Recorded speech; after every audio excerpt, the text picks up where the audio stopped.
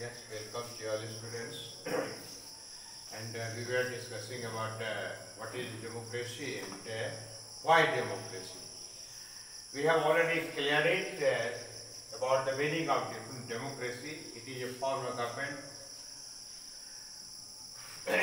People elect to our representatives and the leaders and who rule over the country. It is already cleared. And the different experts have given exam definition in different way, but the theme of all experts are same. And now next question is why it is necessary to adopt this type of government. There are so many features. On the basis of these features, we all are in favor of this type of government. So, we will like to discuss something more about these main points, and we want to indicate to all the students that yesterday and the next day we have discussed already about the leader, and for the election, by the election of leader who ruled over the country, it is a feature. Major decisions has taken, major decision is taken by the representatives, free and fair elections, and democracy based on one person, one vote and one value. No discrimination among caste, religion, race, etc. And citizens have also right to oppose to the policy of the government. So these features we have already discussed in previous classes. And today I will like to express some another features of democracy. Under these features, first thing is independence judiciary. Yes, it is also a feature of democracy. For any democratic government, it is necessary there must be an independence judiciary to controlling, to observing to all laws and the policy of executive body. यानी यह भी एक विशेषता है judiciary की कि वह विधायिका और कार्यपालिका के क्रियाकलाप को वॉच करे, ऑब्जर्व करे। और जो डेमोक्रेसी का थीम है, लोकतंत्र का जो लक्ष्य है, उद्देश्य है, उसमें कहां तक वह सटीक साबित हो रहा है, इसके लिए उसको ऑब्जर्व करने के लिए एक स्वतंत्र, एक निष्पक्ष जुडिशियरी का भी होना आवश्यक है। यह भी लोकतंत्र की विशेषता की श्रेणी में आता है। इसके बाद है कि नागरिकों के अधिकार को रेस्पेक्ट करना, यानी नागरिकों का अधिकार क्यों? For the betterment of the general people, for the development, all round development of the human being, there are some rights which are mentioned in our constitution, so it is necessary to respect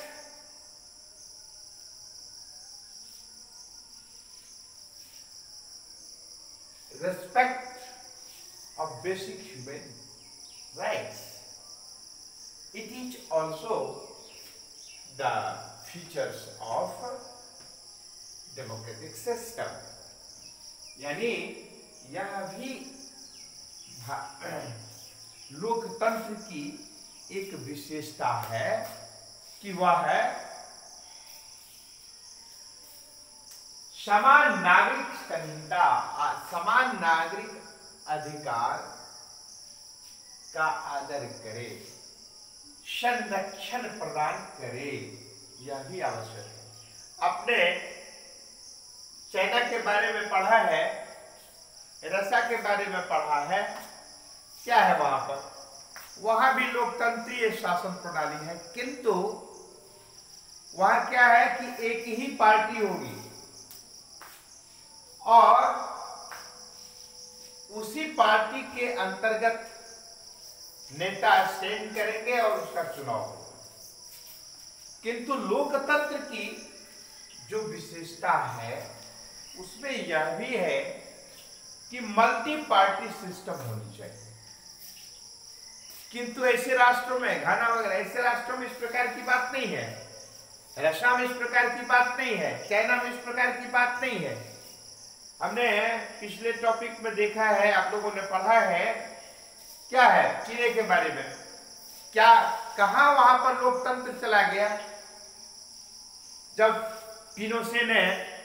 general Pinochet ने El Salvador आलेंडे की चुनी हुई सरकार को अपदस्थ कर दिया, बर्खास्त कर दिया, तख्ता पलट कर दिया गया, यहां तक कि उनकी हत्या भी हो गई, हत्या भी कर दी गई। फिर पोलैंड का भी उदाहरण हमने बताया था पिछले टॉपिक में। तो इस तरह से शो किया जा रहा है दुनिया बिरादरी में कि हमारे यहां भी लोकतंत्र है, किंतु लोकतंत्र की जो आत्मा है, लोकतंत्र का जो थीम है, लोकतंत्र का जो स्वरूप है, लोकतंत्र की जो विशेषताएं हैं, उसमें कहां तक ऐसी शासन प्रणाली सही साबित होता है, वह समझने की बात है। तो एक यह भी फीचर्स है कि मल्टी पार्टी सिस्टम लोकतंत्र की विशेषता है, यानी जितनी भी पार्टियां तैयार करना चाहें उतनी पार्टी आप तैयार कर सकते हैं देश के अंतर्गत। तो यह भी लोकतंत्र की एक विशेषता है। आपको ज्ञात है भारतवर्ष में पॉलिटिकल पार्टियों की संख्या कितनी है? वैसे नेशनल पॉलिटिकल पार्टी की संख्या केवल 6 बताई जा रही है, किंतु आज के डेट में क्षेत्रीय पार्टी को भी यदि हम शामिल कर लें, लगभग 600 पॉलिटिकल पार्टियां हैं। इसका क्या मतलब है कि everyone is free to make और organise to any party, they all are free. It is already a provision in our constitution that all are free to make any type of political party. There is no any condition. तो यह भी लोकतंत्र की एक विशेषता है कि वहां मल्टी पार्टी सिस्टम होनी चाहिए। इसके बाद क्या है कि पॉलिटिकल इक्वलिटी, लोकतंत्र की एक यह भी विशेषता है कि यहां पर राजनीतिक समानता होनी चाहिए, यानी लोकतंत्र की विशेषता में एक राजनीतिक समानता की भी बात है। ऐसा नहीं कि डिफरेंट पार्टी डिफरेंट रूप में है और उसको समानता या समान दृष्टि से नहीं देखा जाता, ऐसा नहीं है। उसके बाद है फ्रीडम ऑफ ह्यूमन डेवलपमेंट। हर कोई स्वतंत्र है, हर कोई स्वतंत्र रहेगा व्यक्ति के विकास में, यह भी पूरी आजादी रहती है एक सफल लोकतांत्रिक सिस्टम में। उसके बाद अभी हमने कहा है कि प्रोटेक्शन ऑफ सिविल राइट्स, नागरिक अधिकार को लोकतंत्रीय शासन प्रणाली में क्या किया जाता है, तो संरक्षण प्रदान किया जाता है ताकि उनका संवर्धन हो, उनका विकास हो। इसलिए इस प्रकार के संरक्षण की आवश्यकता है। तो इस तरह से यह भी लोकतंत्रीय शासन प्रणाली की विशेषता है। फिर क्या है कि orbit follows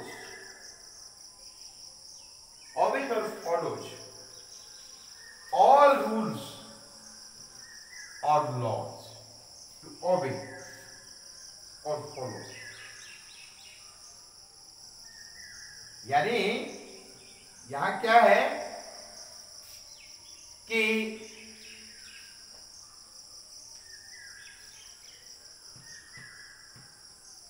to follow all rules और लॉज। लोकतांत्रिक शासन प्रणाली में जो भी नियम बनाए जाते हैं वह राष्ट्र के हित में, देश के हित में, जनता के हित में होता है। इसीलिए जो लेजिस्लेचर के द्वारा नियम बनाए जाते हैं उसको लागू करना, यानी वे सारे रूल्स एंड रेगुलेशंस को फॉलो करना, ये आवश्यक होता है। यह भी लोकतंत्र की विशेषता है। तो लोकतंत्र की विशेषता के अंतर्गत हम और भी ढेर सारे पॉइंट्स बना सकते हैं, किंतु हमने पिछले दिन चर्चा की थी जो 6 मेन फीचर्स था। इसके अतिरिक्त भी आज मैंने 6-7 फीचर्स के बारे में चर्चा की है, तो और भी बन सकते हैं, किंतु बहुत डिटेल्स की आवश्यकता नहीं है। इतना हम लोग ध्यान में रखें तो पर्याप्त होगा। तो आप लोग इसको होमवर्क के रूप में रखेंगे। You will have to remember and fair to all features of democracy. ठीक है, तो आज की कक्षा में इतना ही। धन्यवाद।